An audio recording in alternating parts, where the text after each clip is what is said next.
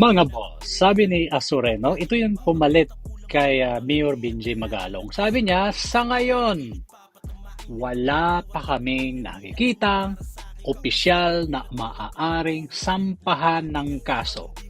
Well, hindi na nakapagtataka mga kababayan. Ano? Sa kanilang hearing, never itilibais.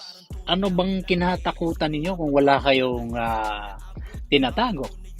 Kasi ang inimbestigahan ninyo, yung executive, itong DPWH. Ngayon, hindi na nakapagtataka na itong si Asoren, ang sasabihin niya ay pabor, posibleng pabor kay Romualdez at kay Bongbong Marcos. Siyempre, itong mga budget na ito, pinirmahan ng Pangulo. So, sino ang pwede nating tukuyin na posibleng involved? Marcos at Romualdez, di ba?